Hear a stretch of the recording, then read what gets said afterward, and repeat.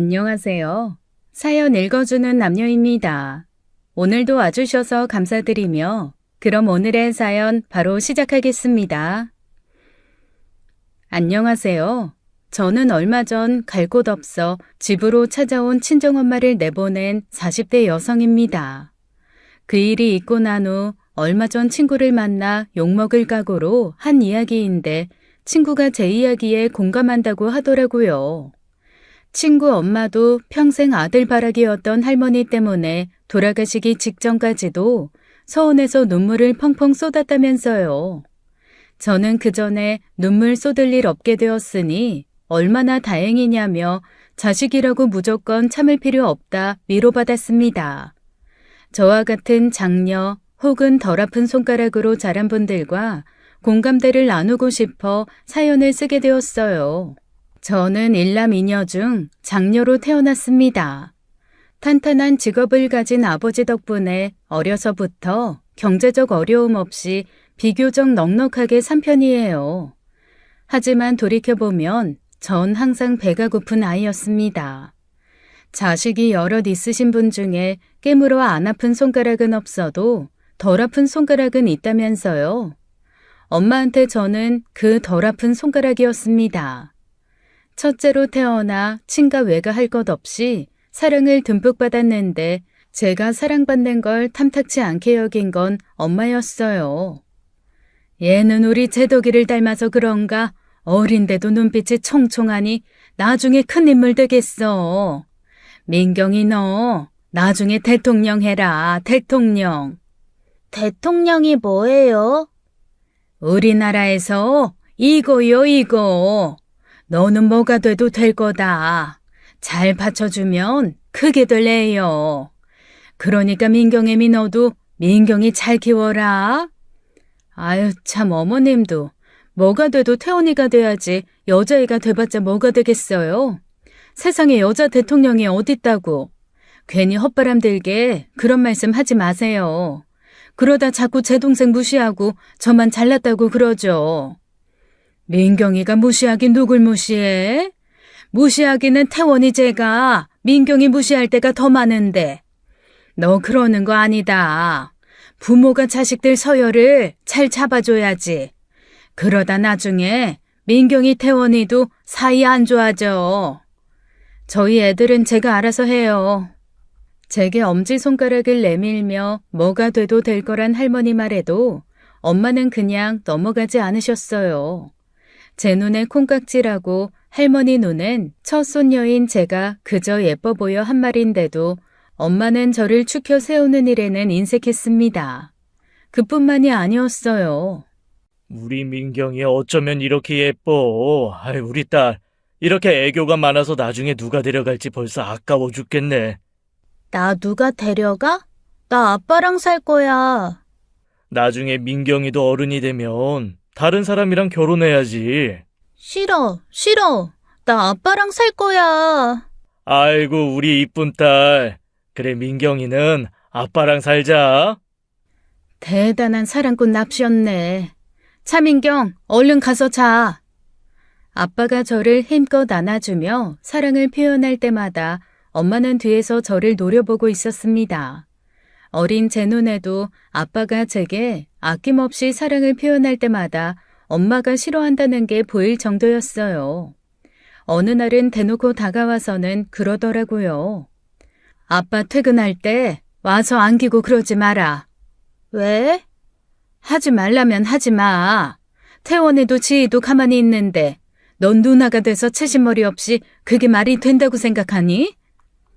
지금 생각해보면 엄마는 저를 질투하는 거였어요. 세상에 딸을 질투하는 엄마가 있다니 말도 안 된다고 생각했는데 자라다 보니 그런 엄마들도 더러 있더군요.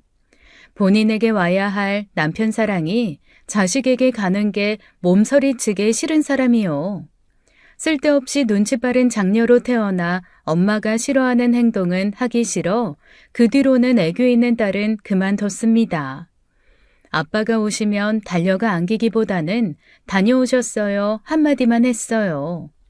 그 뒤로도 엄마는 아빠 앞에서 제 흠결을 끄집어내서 험담하기 바빴습니다. 바빠 죽겠는데 동생들이랑 놀아주지도 않는다는 둥, 세탁기에서 빨래가 다 됐는데도 넣을 생각을 안 한다는 둥, 설거지가 있으면 말 안 해도 씻어 놓을 줄 알아야 하는데 그런 게 없어 텔레비전만 본다고요. 장녀라고 이런저런 책임은 지게 하면서 동생들 앞에서 장녀 대접해준 적은 한 번도 없었어요. 아, 야, 차태원, 왜 거기서 뛰어? 아프잖아. 아씨, 일부러 그런 거 아닌데 왜 때려? 아, 야! 야, 차민경, 동생이 놀다 실수로 밟을 수도 있지. 그거 하나 못 참아서 똑같이 동생을 때려? 아, 한두 번이 아니잖아. 봐, 나 빨개졌다고. 어디 부러졌냐? 부러졌어? 넌 누굴 닮아 그렇게 예민하고 인정머리가 없어? 태원아, 다시는 위험하게 함부로 뛰지 마. 그 한마디면 될걸. 그러는 엄마는 한 번도 제게 동생에게는 따뜻하게 대해줘야 한다고 말한 적이 없습니다. 그러니 동생은 의기양양하게 저를 얕잡아 보았고 연년생으로 태어나 말도 못하게 싸웠어요. 엄마는 늘 제게만 엄격하고 야박한 사람이었습니다. 하물며 먹는 것 하나도 제 입에 들어가는 걸 못마땅하게 여기는 사람이었죠. 당시 인기가 많았던 빵 2개를 사다 동생들만 주고 부러워하는 걸 빤히 지켜본 적도 있어요. 제가 괜히 엄마가 저를 일부러 미워하고 차별한다고 생각한 게 아닌 게 그런 기억들이 많습니다. 그런 제가 엄마한테 칭찬받을 때는 부엌대기처럼 설거지 잘해놓고 빨래 잘 널거나 개어놨을 때였어요. 남동생은 자기 이부자리 정리만 해도 세상 효자 취급해줬고 여동생은 존재 그 자체로 사랑이었고요. 학교에서 좋은 성적을 받아오면 9개 맞은 거 칭찬하기보다는 1개 틀린 거 야단치기 바쁜 사람이었죠. 훗날 제가 그 이야기를 하며 서운하다고 하자 엄마가 그러더라고요. 그게 다 네가 더 잘하라고 채찍질한 거지. 채찍질에서 키운 말 따로, 당근만 주고 키운 말 따로 있는 것부터가 문제 아닌가요? 채찍질 하려거든 3남매에게 공평하게 했어야죠. 그런데도 어린 저는 엄마한테 사랑받으려고 아등바등 했었습니다. 하지만 아무리 공부를 열심히 해서 성적을 잘 받아와도 집안일을 흠잡을 데 없이 열심히 해도 엄마는 아빠와 싸운 날이면 어김없이 저를 감정 쓰레기통으로 썼죠. 누구야? 이딴 것도 국이라고 끓여놓은 게. 그날 저는 처음으로 감자 된장국을 끓여본 날이었습니다. 그게 10살 때의 일이었어요. 감자칼로 감자 하나하나를 깎아 썰어서 된장물을 풀어 끓인 국이었는데 아빠와 싸우고 돌아온 엄마는 그걸 그대로 싱크대에 부어버렸죠. 그게 지금까지도 한처럼 남아있어요. 아무리 밉다 한들 그렇게까지 했어야 하나 하고요. 그런 일들이 제 안에 쌓이고 쌓여 엄마에 대한 미움을 만들어냈고 자라면서 갈등을 더 키웠죠. 어려서는 당연하게 받아들였던 일들이 머리가 클수록 불합리하게 다가왔고 엄마와 부딪히게 된 거예요. 야, 차민경, 밥 왜 안 해놨어? 나 오늘 늦는다고 말했잖아. 시험 기간이라 독서실 간다고. 분명히 내가 집에 와서 밥 안 쳐놓고 독서실 가라고 했지? 왜 나한테만 그래? 태원이 시키면 되잖아. 뭐? 이게 어디서 말대답을 따박따박? 너 이번에 시험 100점 안 받아오기만 해봐. 아주 가만 안 둘 거니까. 엄마는 말문이 막히면 꼭 그런 소리를 했습니다. 어쩌기만 해봐라, 가만두지 않겠다. 그런 협박이요. 평소 같으면 속으로 삼켰을 텐데 안 그래도 시험 스트레스가 쌓였던 그날은 참지 못했죠. 어쩔 건데? 뭐? 어쩔 거냐고. 내가 시험 100점 안 받으면 어쩔 거냐고. 너 지금 이게 무슨 말버릇이야? 낳아주고 먹여주고 길러줬으면 말 잘 듣고 효도할 줄 알아야지. 시험 그거 뭐 대단한 점수 받아온다고 이 지랄이야? 아무리 못 받아와도 90점은 받아. 독서실이랑 집이 왕복 40분 거리인데 시켜도 평균 30점 받아오는 차태원 시키는 게 맞지. 나한테 하라고 하는 게 맞아? 누가 낳아달래? 누가 키워달래? 왜 낳아서 나만 구박해, 나만? 나도 다른 집에서 태어났으면 대접받고 살아. 수연이는 집에서 청소기만 돌려도 엄마가 너 때문에 살겠다고 세상 행복해한대. 근데 엄마는 뭐야? 내가 이 집 도우미로 태어났어? 이 집 살아있는 가전제품이야? 왜 나만 보면 맨날 밥해라 빨래해라 왜 난린데? 참, 나 기가 막혀서 진짜. 낳아준 거 생색내고 싶어? 낳아놨다고 뭐 대단한 일 해준 것 같아? 그럼 죽여. 그럼 다시 죽이면 되겠네. 다시 죽여. 누가 살고 싶대? 그냥 죽여 그럼. 지금 생각하면 어렸을 때부터 쌓이고 쌓인 마음이 이성을 무너뜨린 것이었어요. 다 자란 지금 생각하면 그게 우울증의 한 증상이었던 건데 그 시절의 제 행동은 그저 버르장머리 없고 싸가지 없는 행동일 뿐이었죠. 하지만 그게 효과가 있기는 했습니다. 눈이 뒤집힌 채 엄마한테 달려들어 죽이라고 한 뒤로 엄마가 제 눈치를 보긴 했거든요.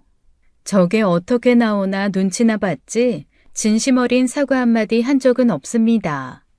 눈치 보면서도 제 밥은 툭툭 놓고 째려보는 일이 사라진 것도 아니었고요.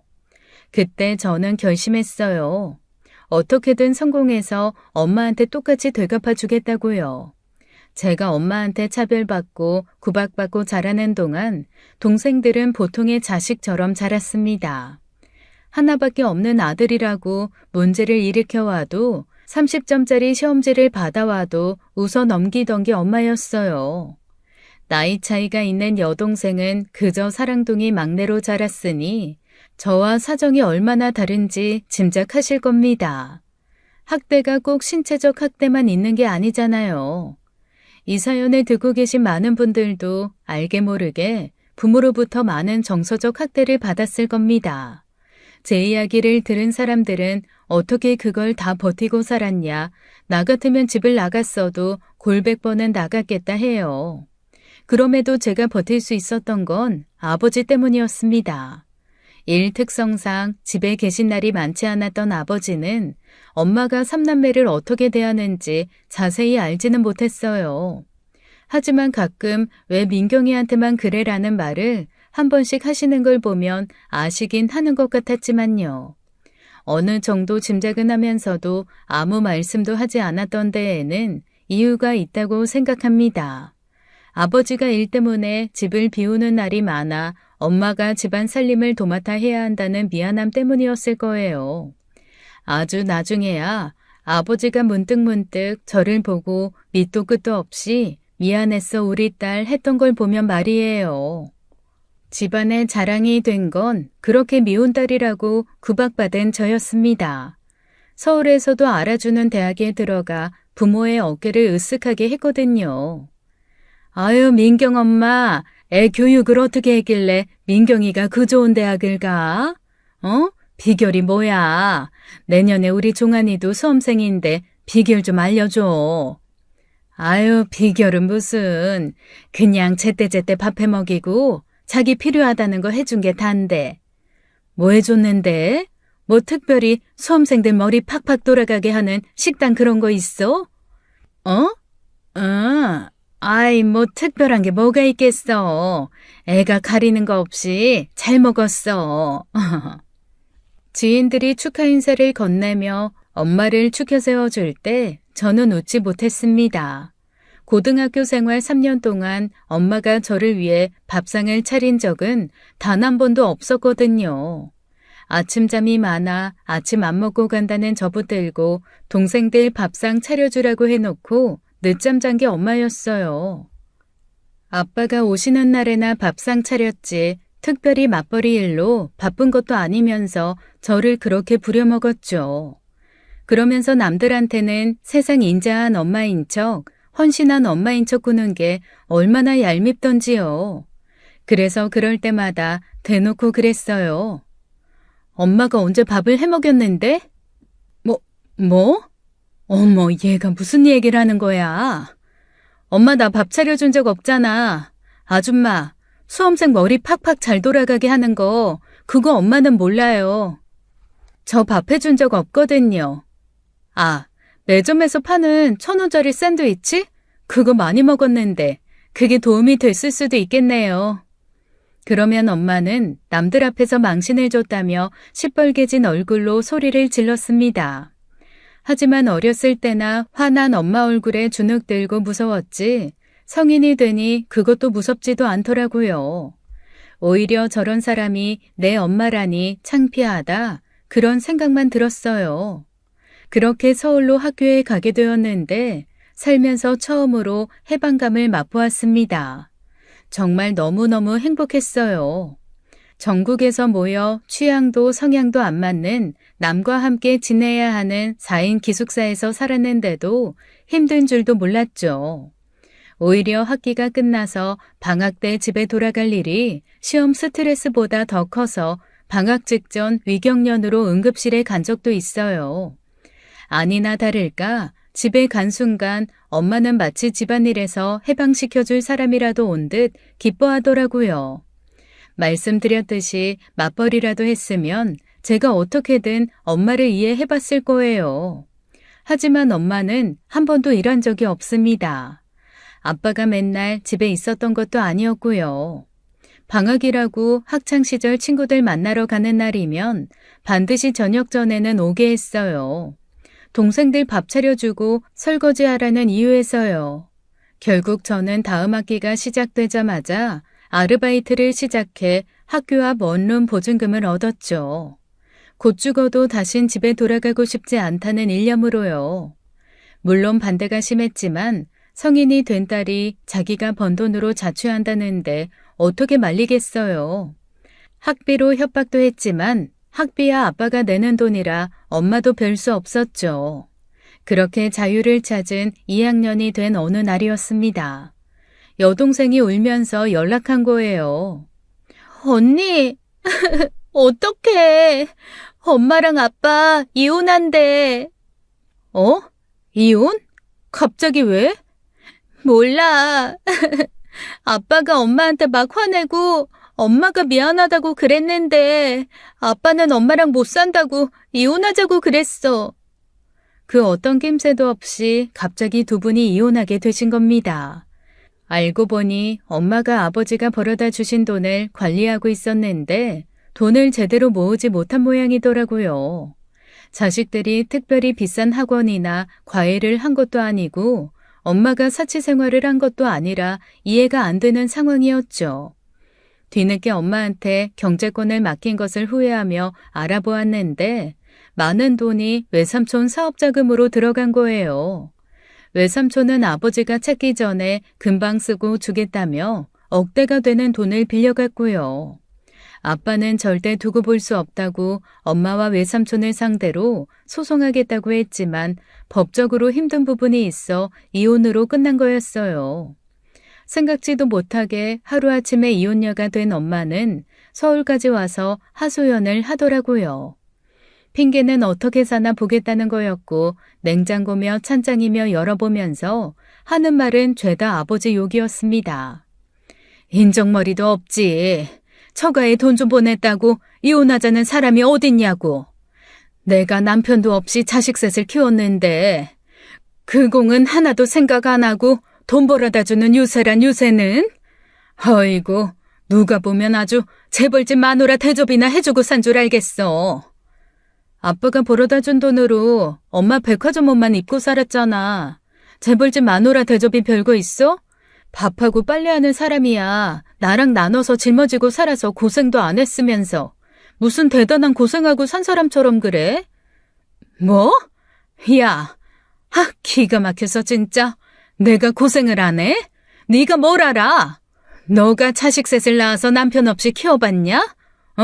뭘 한다고 짓거리는 거야? 아빠가 뭐 1년 365일 나가 살았어?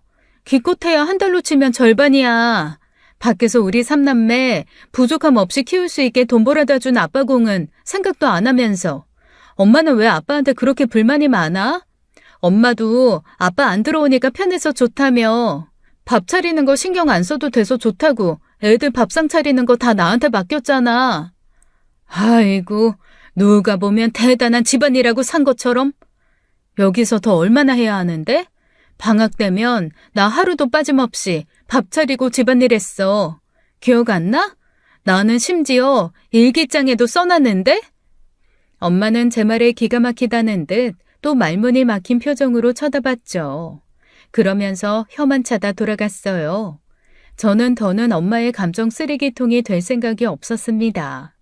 부모가 자식을 귀하게 여겨야 자식도 밖에서 귀한 대접을 받아요.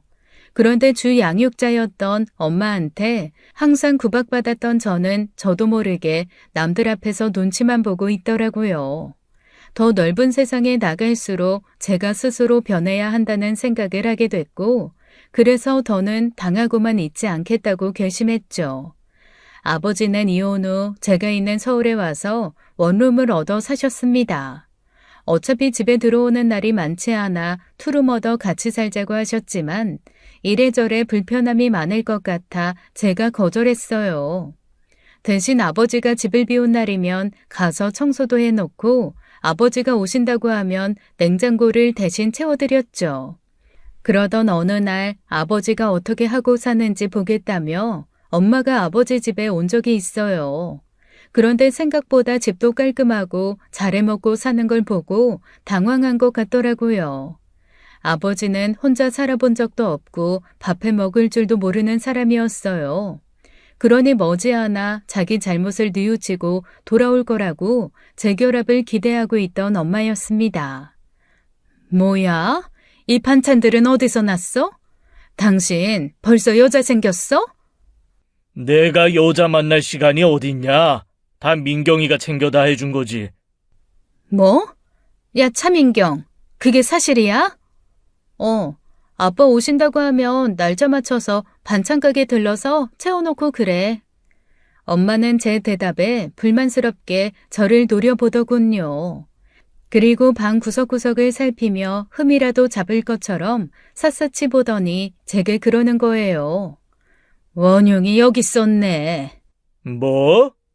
이혼한 지부모, 재결합 막았던 그 원흉이 여기 있었다고. 야, 차민경, 너는 딸이 됐으면 부모가 재결합하게 밀어주지는 못할 망정 뒤에서 네 아빠를 돕고 있냐? 뭐? 그게 무슨 말이야? 지금 너네 아빠랑 내가 재결합 못하는 게 다 너 때문이잖아. 그건 또 무슨 말도 안 되는 소리야? 왜 가만히 있는 민경이를 탓해? 잘못은 당신이 해놓고 내가 당신이랑 재결합을 왜 해? 나 몰래 처가에 돈이나 퍼다주는 당신을 뭐하러? 도움 필요한 처남 좀 도와준 게 그렇게 죽을 죄를 진 거야? 당신, 내 동생 시집 갈 때 1,000만 원 해달라고 한 거 그때 생각 못해? 애가 셋인데 들어갈 돈도 많은데 1,000이 어디서 나냐? 고모는 생각 없이 오빠한테 맡겨놓은 돈 달라는 것처럼 그러는 거 아니다. 내 식구들한테는 그렇게 매정하게 굴었으면서 뭐? 1억 5천? 내가 두 남매 감방에 쳐넣지 않은 것만으로도 다행으로 알아. 내가 뭐 같은 법만 아니었어도 진짜. 그거야 경우가 다르지. 다르긴 뭐가 달라. 내가 평생 내 새끼들 옆에 끼고 못 살고 밖으로 나가 일해 얻은 결과가 고작 이거냐? 처남 그 쓰레기 같은 사업에 피 같은 돈 꼬라박은 거. 재결합? 웃기지 마. 내가 뭐가 아쉬워 당신 같은 사람이랑 재결합을 해. 그나마 애들 엄마라 이 정도로 연락하고 산 건데 안 되겠네. 당신 연락도 하지 말고 찾아오지도 마. 엄마는 불같이 화내는 아빠 말에 꿀먹은 벙어리가 되었습니다. 절대 재결합할 생각 없으니 꿈도 꾸지 말라며 내쫓긴 뒤 엄마는 제게 원망의 문자를 보냈어요. 자식이 해야 할 도리가 있어. 부모가 싸우면 그 사이에서 현명하게 대처하는 게 자식의 역할이다. 그런데 넌 그 사이에서 제대로 된 자식 역할은 하지도 않고 오히려 기름을 얹었으니 너무 실망스럽구나. 저는 그 문자를 보고 마음이 너무 아팠습니다. 저한테 엄마는 평생 엄마 역할 제대로 하지 못한 사람이잖아요. 마음 같아선 문자 속에 실망스럽다는 그 말 한마디를 그대로 돌려주고 싶었지만 참았습니다. 그리고 서서히 거리를 더 두었죠. 누군가는 자식이 갑질한다고 부모가 나이 들면 차별받은 자식도 을이 되기도 해요.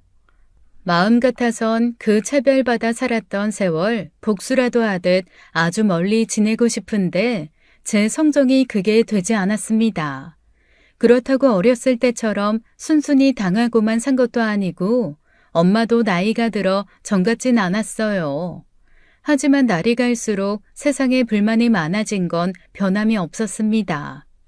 아버지는 마음에 잘 맞는 여자분을 만나 새 출발하셨는데 그 사실을 알게 된 날 집안이 난리가 났었어요. 엄마가 술 마시고 난동을 피우다 경찰서에 끌려갔다는 소식을 듣고 급하게 고향에 갔을 때 남동생이 그러더군요. 아, 진짜 쪽팔려 죽겠어. 엄마 좀 어떻게 해봐. 개구리 올챙이적 생각 못한다고 남동생 그 한마디가 기가 막혔습니다. 그리고 제게 어떻게 해보라는 그 말도 은근한 부담이 되었어요. 그래서 남동생에게도 딱 잘라 정신 차리라 이야기했죠. 어떻게 하긴 뭘 어떻게 해. 너 어려서 사고 쳐서 엄마 학교에 불려갔었을 때 생각은 안 해? 그거 그대로 자라서 네가 하게 된 것뿐인데 나한테 뭘 어쩌라는 거야? 그랬더니 자기도 찔리는 구석이 있는지 별말 안 하더라고요. 경찰서에서 나오는 길에 엄마는 제게 하소연을 하더군요. 내가 그거 하나 실수했다고 조강지처를 그렇게 내버려 놓고 재혼이라니. 아유, 불쌍한 소숙자 인생, 세상 불쌍한 팍복한 년.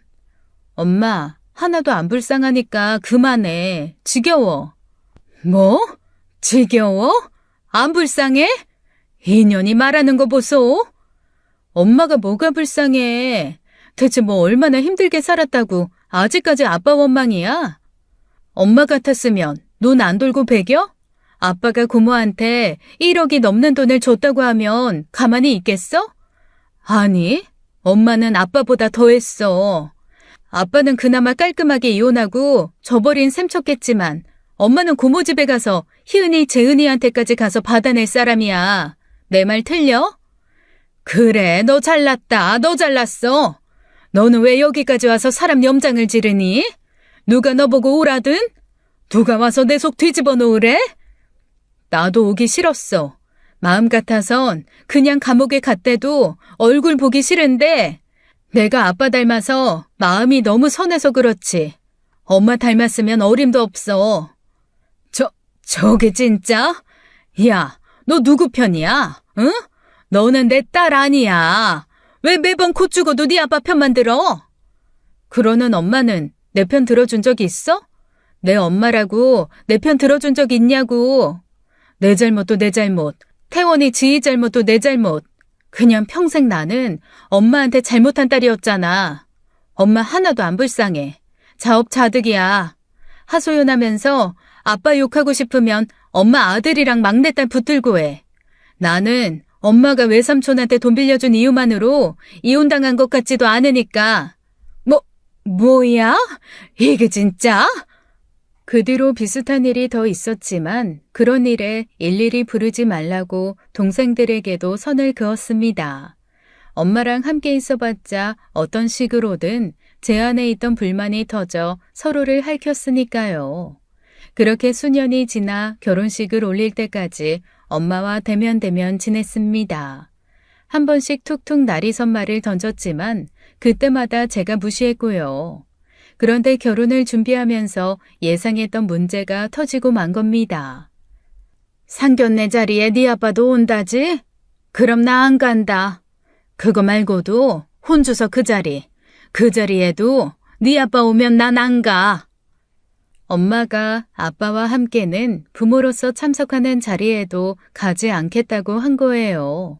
예상 못한 바는 아니었기에 그다지 놀랍진 않았는데 씁쓸하긴 하더라고요.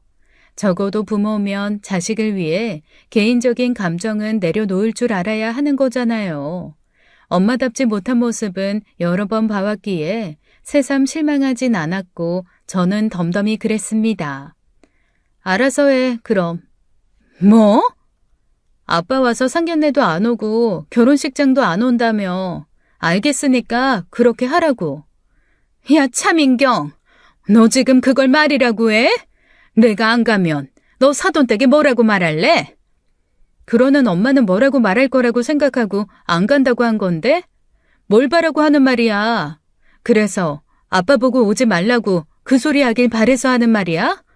됐어. 둘 중 하나만 와야 되는 거면 나는 아빠 데리고 가지 엄마 데리고 안 가. 뭐? 이게 진짜? 너는 어떻게 번번이 힘들게 낳아준 네 엄마는 나 몰라라 하고 네 아빠만 챙기냐? 네 아빠만 불쌍하지 아주. 너한테 나는 안중에도 없지? 피차 일반. 키우면서 나는 안중에도 없는 사람처럼 키워놓고 왜 이제 와서 낳아준 은혜 운운하며 사람 피곤하게 해? 안 온다며. 그래서 오지 말라고 한 건데 뭐 어쩌라는 거야? 너 무시당해. 버젓이 살아있는 부모가 결혼식장에도 안 올 정도면 큰 하자라고 생각한다고. 그게 다 시집살이의 시작인 거야. 너 그거 생각하면 나 이렇게 대하면 안 되지. 그걸 안 해? 뭐? 그걸 아는 사람이 그걸로 협박을 다하네? 됐어. 그걸로 무시할 정도로 엄마같이 수준 낮으신 분들도 아니니까. 수준이 낮아? 너네 시댁에서도 너 이러는 거 아니? 낳아준 치엄마도 하대하는데 시어른들이라고 잘못일까? 말했잖아. 시댁 어른들 다 엄마같이 수준 낮고 피곤한 사람들 아니니까 걱정하지 마. 난 나대로 알아서 아빠 모시고 결혼할 거니까 그런 줄 알아. 야, 내가 그걸 그냥 보고만 있을 것 같아? 내가 가만히 있을 줄 아냐고. 내가 가서 결혼식장 깽판 놓을 거야. 아주 난장판 만들어 놓을 거라고. 저는 그러거나 말거나 아랑곳하지 않고 집을 나왔어요. 부모만 자식 놓는 게 그렇게 힘든 일이 아니죠. 자식도 아무리 못난 부모여도 놓기 힘들어요.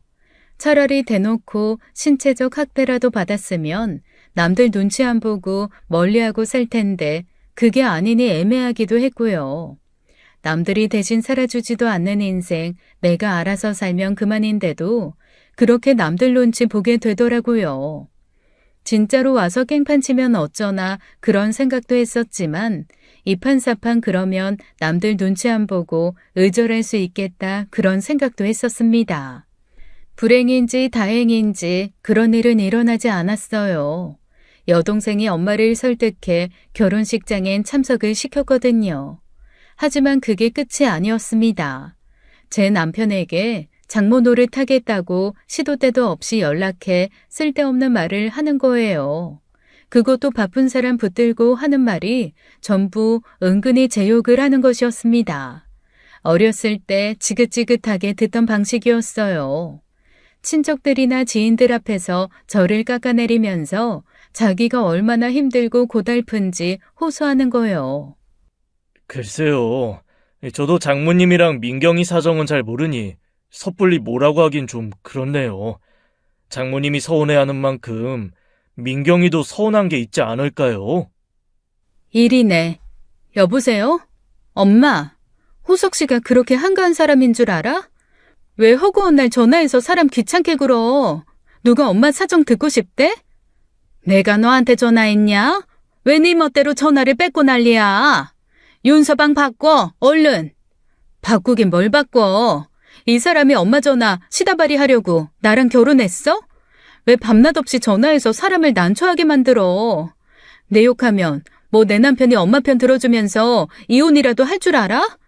꿈 깨. 엄마 그 못된 마음처럼 될 일 없을 테니까. 다신 전화하지 마. 엄마 번호 차단해 놓을 거니까. 그렇게 전화를 끊고 남편 휴대전화에서 엄마 번호를 전부 삭제하고 차단도 해버렸어요. 다시는 연락받지 말라고 단단히 일러두기도 했고요. 결혼 전 남편에게도 다 털어놓았던 이야기라서 남편은 제 마음을 누구보다도 잘 이해해 주었죠. 그렇게 1년쯤 지난 어느 날이었습니다. 남동생도 결혼을 앞두게 된 거예요. 남동생이 회사 대출이 많이 나오지 않아 엄마에게 손을 벌린 상황이었죠. 하지만 이혼 후 이렇다 할 꾸준한 벌이도 없었던 엄마가 돈이 어디 있었겠어요.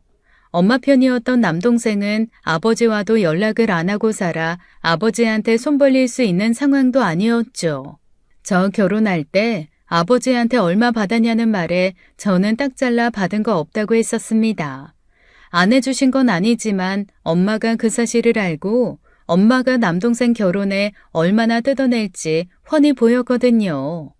안 그래도 남동생 결혼한다고 연락하신 모양인데 아버지가 딱 잘라 말한 모양이더라고요. 나는 당신이 한 만큼 해줄 거야. 딱 당신만큼. 그러니까 줄 수 있으면 어디 많이 줘보라고. 엄마가 내줄 돈이 많지 않다는 걸 아니 한 소리였는데 엄마가 한 수 위였습니다. 집을 팔아 보태줄 테니 그만큼 아빠 보고도 보태라는 거였어요.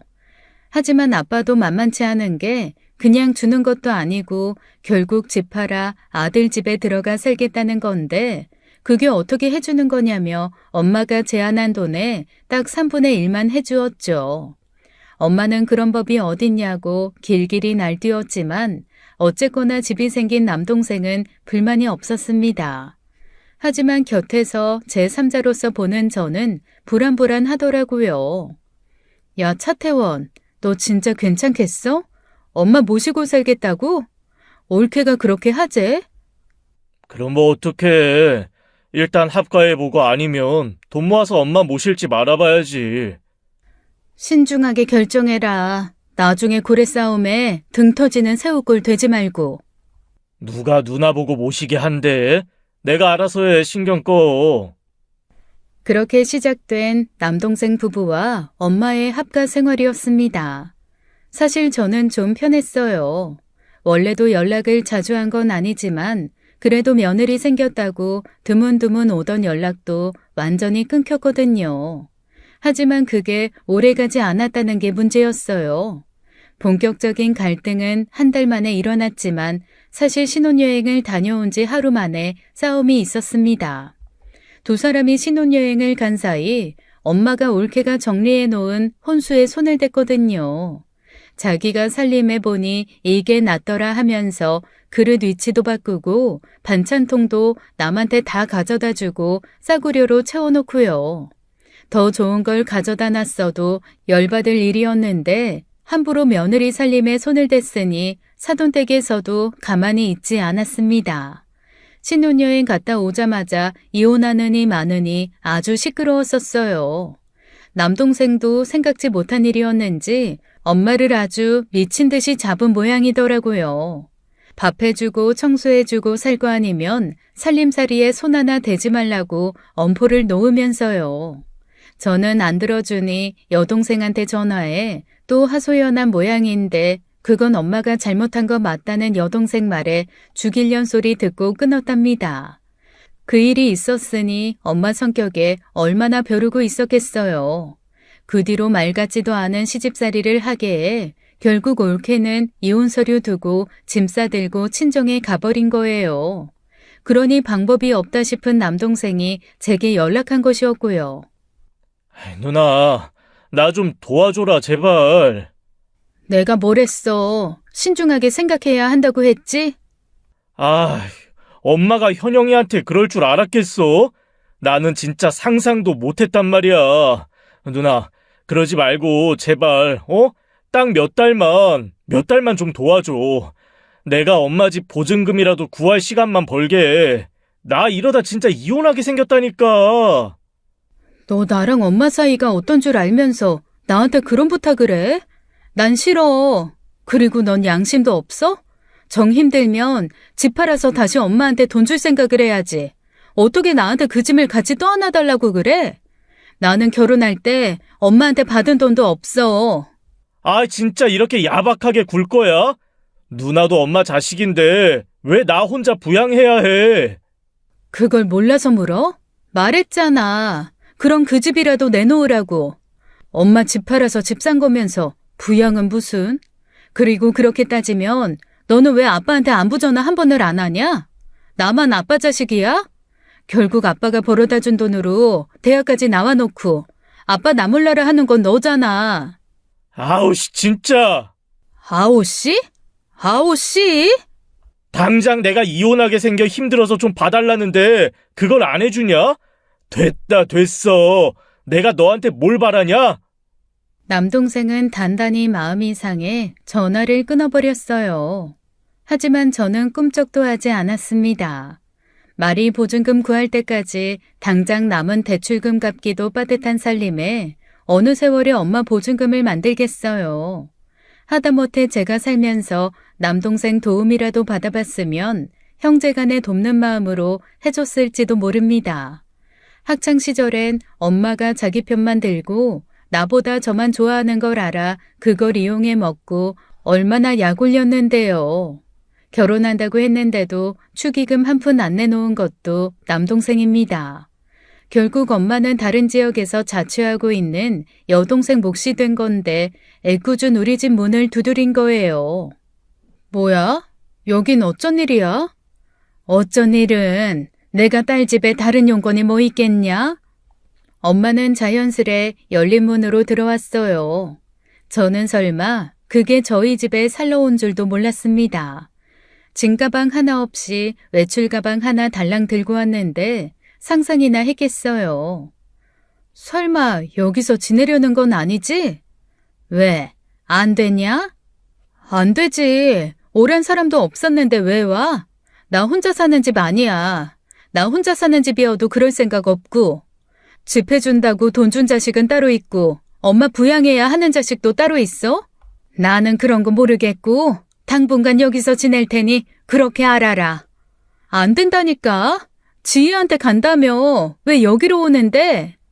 지희 그거 좁아 터진 원룸에서 내가 어떻게 살아? 좁아 터져도 거기로 가야지. 사유가 있는데 이 집에 들어와?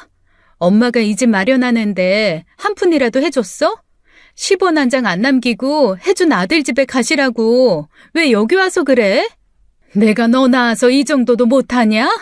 참나, 뭐 대단한 대골 같은 집이라고. 애도 없으면서 남는 방이 몇 개야? 그중 지혜미한테 하나를 못 써? 엄마는 막무가내였어요. 그동안 대면대면 지냈는데 설마 하니 우리 집에 올까 했었어요. 완전히 허를 찔린 것이었죠.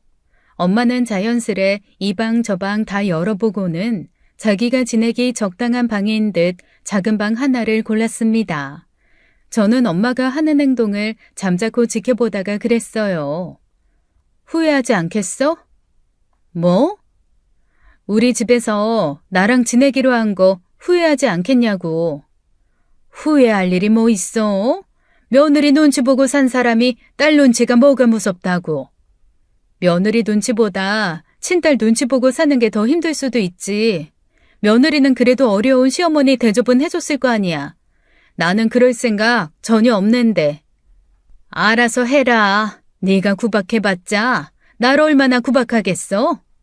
엄마는 콧방귀를 뀌더군요. 작정하고 구박할 생각은 없었습니다. 문득 그런 생각이 들었거든요. 제가 오랫동안 마음속에나 품어왔던 한을 풀 수 있는 기회가 될 수도 있겠다는 생각이요. 퇴근 후 집에 돌아와 집에 있는 엄마를 보고 당황해하는 남편에게 그랬습니다. 당분간 엄마 와 있을 거야. 근데 걱정하지 마. 그렇게 오래 있지도 않을 거니까. 그 성질에 대접 안 해주면 금방 나가겠지.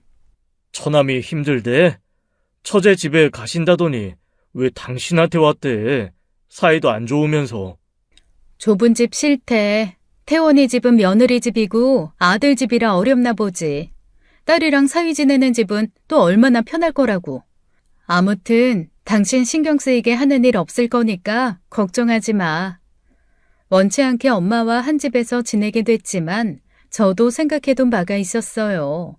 제가 어렸을 때 엄마 집에 얹혀 사는 부엌대기처럼 지냈듯이 엄마도 그 마음을 좀 알았으면 좋겠다 싶었거든요. 마음을 비우고 있어서인지 그리 어려운 일은 아니었습니다. 엄마, 나 잠깐 나갔다 올 테니까 밥 좀 해놔. 세탁기에 빨래 다 찼거든? 그거 좀 돌리고. 제가 태연이 그렇게 이야기하며 나갈 때도 엄마는 별말이 없었습니다. 그런데 갔다 왔더니 밥은커녕 빨래 돌리는 것도 안 돼 있더라고요. 그래서 엄마한테 바로 가서 따져 물었습니다. 엄마, 밥 좀 해두라고 했잖아. 쌀도 안 씻었어? 야, 내가 너네 밥 해주러 왔냐? 이게 어디서 감히? 일찍 들어와 밥 차려놓지는 못할 망정. 그걸 늙은 애미를 시켜? 초등학생도 하는 일을 왜 못하는데? 엄마 나이가 얼마나 됐다고 그걸 못해. 아, 진짜. 곧 그 사람 퇴근할 텐데 언제 밥을 해? 아, 엄마가 집에서 하는 일이 뭐야? 밥이라도 제대로 해놔야 사위 눈치 안 보지. 엄마 때문에 나까지 눈치 보고 살아야 돼? 뭐야? 내가 사위 눈치를 왜? 엄마, 정신 차려. 여기 엄마 집 아니고 내 집이야. 그러면 엄마도 최소한 밥벌이는 해야 하지 않겠어? 엄마가 그랬잖아. 밥벌이를 해야 밥을 먹을 수 있다고. 내가 초등학생일 때부터 그렇게 교육했으면서 그걸 잊었어? 아, 참나. 그래서 내가 밥벌이 안 하면 밥도 안 주겠다 이거냐? 너 지금 나한테 복수한다 이거야? 복수라니 무슨 말을 그렇게 해. 우리 집만의 룰이 있잖아, 룰. 아, 진짜. 앞으로는 주의 좀 해. 일일이 말을 해야 알아? 엄마는 제 말이 기가 막히다는 듯 몇 번이나 헛웃음을 쳤습니다. 별거 아니지만 그거 좀 했다고 살짝 후련하더라고요. 밥벌이를 안 하면 밥 안 주겠다고 한 건 제가 초등학교 3학년 때 실제 들었던 말이었어요. 그날도 아빠와 전화 통화 후 기분이 한껏 나쁜 상황에서 제가 잘못 걸려든 것이었죠. 엄마가 걸레질 해두라는 걸 하지 않았다고 들은 소리였고요. 실제로 그날 저만 밥을 주지 않아서 밤중에 몰래 나와 김치만 꺼내 먹었던 기억이 있습니다. 그걸 떠올리니 내가 좀 심했나 싶다가도 마음을 고쳐먹게 되더라고요. 어느 날은 제주도에 사는 시어머니께 연락을 드렸었어요. 시아버지께서 은퇴 후 고향인 제주도로 내려가셔서 작은 감귤밭을 하시는데 저희 집으로 귤을 보내주셨거든요. 어찌나 귤이 달콤새콤한지 감사한 마음에 연락을 드렸어요. 일부러 바쁜 척 엄마 들으라고 스피커폰으로 눌러놓고 주방을 바쁘게 오가는 척 했습니다. 어머니, 무슨 귤을 이렇게 많이 보내주셨어요. 저 태어나서 이렇게 맛있는 귤 먹어본 적이 없어요. 아이고, 민경이 비행기 태워주는 솜씨 보면 아주 우주까지 날아가겠어. 네 시아버지 옆에서 듣고 뿌듯해 하신다. 네 입에 맞다니 다행이야. 어머니 덕분에 철마다 맛있는 귤 먹고 제가 복이 많나 봐요. 우리가 복이 많아 너 같은 며느리 얻었지 무슨. 그래, 별일 없지? 별일 없죠. 어머님 아버님도 별일 없으시죠? 없다. 아주 요즘 같으면 100살까지도 살겠다 싶어. 민경아, 항상 마음 편하게 먹고 행복해야 한다. 나는 그저 너 웃는 얼굴이 그렇게 좋더라. 난 바라는 거 없어. 그저 우리 민경이 그렇게 환하게 웃을 일만 있길 항상 기도해. 알지? 네, 어머니, 감사해요. 평생 엄마한테도 듣지 못했던 말을 시어머니께 듣게 되면서 저는 어머니의 따뜻한 정이라는 걸 시어머니께 느끼게 되었습니다. 그래서 엄마도 느끼는 바가 있었으면 좋겠다 싶었어요. 당신이 그렇게 천대하고 구박하기 바빴던 큰딸도 누군가에게 정말 소중한 사랑을 받을 수 있다는 것을요. 그리고 당신이 그렇게 해주지 못했음을 후회하길 바라기도 했습니다. 하지만 전화를 끊자 엄마는 코웃음을 치며 혼잣말하듯 그러시더군요. 가식적이기는. 뭐? 너 웃는 것 말고는 바라는 게 없다니 그렇게 가식적인 말이 어딨냐? 순진하게 너 그 말 고지고대로 믿고 네 시어매한테 충성하는 건 아니지? 가식적인 말이라도 이런 말 해주시면 충성해야지. 이야, 야, 난 적어도 네 시어매처럼 가식은 안 떤다. 사람이 어떻게 그런 생각을 하고 사냐? 마음에도 없는 말로 며느리한테 알랑방구나 끼고 나 같으면 추잡해서 그렇게는 안 살아. 그런 생각을 가진 사람이라는데 제가 말해 뭐 하겠어요. 그냥 모른 채 하고 방에 들어가 버렸습니다. 귤 보내주신 게 너무 감사해 다음날 백화점에 가서 어머니 선글라스 하나를 샀어요. 지난 여름 선글라스 하나 필요하다고 하셨던 게 생각나 올 여름부터 쓰시라고요. 근데 엄마가 그걸 함부로 열어보고 끼고 있는 거예요. 아, 그걸 왜 손대? 엄마? 얘, 뭐 껴본다고 달기라도 하니? 내가 어머님 드리려고 마음 써서 준비한 선물을 왜 엄마가 멋대로 열어보냐고. 어이구, 아주 충성 며느리구만. 그래서 내 건 어딨는데? 엄마 거를 왜 나한테서 찾아? 뭐야, 그럼 백화점까지 가서 네 시험에 거나 사고 내 건 안 샀다는 거야? 선글라스 필요하면 태원이한테 가서 사달라고 해. 태원이나 지희나 엄마가 애지중지 키운 자식들이 둘이나 되는데 구박해 1,000원 한 장 가져가는 게 아깝다던 딸한테 왜 사달래? 뭐? 내가 언제 그랬어? 내가 언제 1,000원 한 장이 아깝다고 했어? 그랬잖아. 중학교 때부터 왜 그렇게 미운지 모르겠다고. 1,000원이 뭐냐고. 100원 하나 민경이 저게 돈 쓰고 좋아 죽는 얼굴 보면 그게 그렇게 얄밉고 분이 나더라고. 내가 언제? 성원이 이모랑 홍경이 이모 앞에서 그랬잖아. 뭐 그 이모들 앞에서만 그랬나? 엄마가 나 이유 없이 구박하고 미워했던 거 모르는 사람도 있어? 야, 그거야. 나도 젊고 살기 힘들어서 그랬지. 내가 이유 없이 너만 구박했겠냐? 너가 내 말도 안 듣고. 나같이 엄마 말 잘 듣는 사람이 어딨어? 태원이 그건 학교에서 온갖 사고 치고 와도 내 아들이라고 감싸놓고 나는 뭐 설거지 안 해서? 밥 안 해놔서? 그래서 내가 미웠다고? 너는 첫째잖아. 첫째들은 원래 자기 엄마한테 그런 존재인 거야. 밉기도 하고 의지가 되기도 하고 그렇게 키우는 거라고. 누구 허락받고? 대체 누구 허락받고 나를 첫째로 낳아서 엄마 감정 쓰레기통으로 키운 건데 엄마가 그렇게 자랐다고 나까지 그렇게 자랐어야 해? 유나는 다 그렇게 자랐어, 다. 나도 첫째라고 네 외할머니 구박 얼마나 받고 자랐는지 알아? 그래서 엄마는 외할머니 안 미웠어?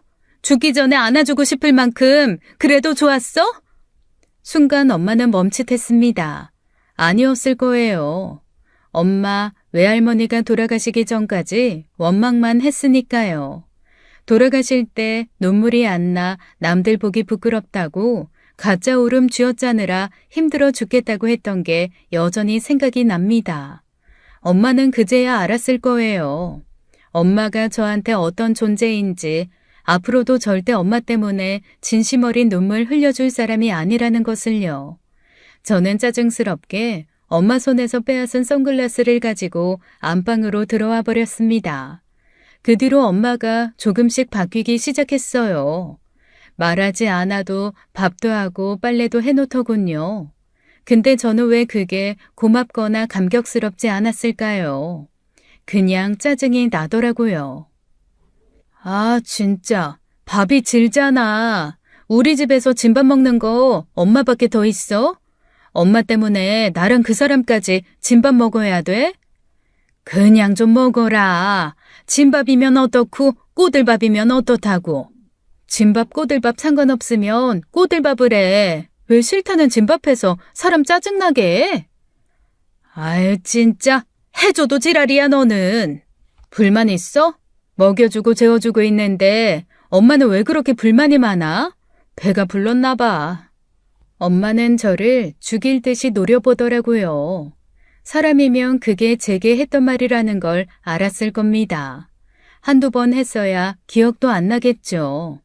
그러더니 갑자기 체념한 듯 그러더라고요. 그래, 미안하다. 됐냐? 네 아빠도 없이 그냥 모든 게 짜증이 나는데 한풀이 할 데가 없어서 너한테 했어. 그게 나쁜 거라고 생각하지도 않았어. 네 할머니가 나한테 그랬으니까. 원래 큰딸은 다 그렇게 크는 거였다. 엄마한테 화풀이 당하고도 엄마 일 도와주고 그게 네가 할 일이야. 난 그런 거 할 생각 없어. 알았어. 알았다고. 그러니까 이제 그만 좀 해라. 그게 언제적 일인데 아직까지도 기억도 안 나는 일을 들먹이면서 사람 괴롭힐 셈이야? 지긋지긋하나 보네. 고작 2주밖에 안 지났는데. 나는 엄마랑 살았던 20년이 지옥 같았는데 고작 2주로? 참, 지옥은 또 무슨 지옥? 내가 그래서 너 안 해주고 못 해준 건 또 뭐 있어? 달라는 용돈도 줘, 대학도 보내줘. 내가 다 해줬잖아. 정확히 말하면 아빠가 해준 거지. 엄마는 아빠가 돈도 못 벌어오는 능력 없는 사람이었으면 나 같은 거엔 10원 한 장도 안 썼을 거야. 어디다 팔아 넘기고 돈이나 받았겠지. 야, 차민경, 너는 나를 알기를 무슨 괴물로 아냐? 그래도 네가 딸인데 내가 갖다 팔길 어딜 팔어? 엄마면 충분히 그럴 수 있는 사람이라는 걸 엄마만 모르나 보네. 됐어. 엄마한테 사과받고 싶은 생각 없으니까. 알았다, 알았어.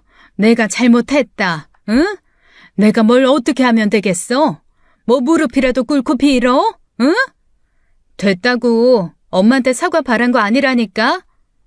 저는 그 자리가 불편해 피해버렸습니다. 엄마한테 사과받고 싶지 않다고 한 건 진심이었어요.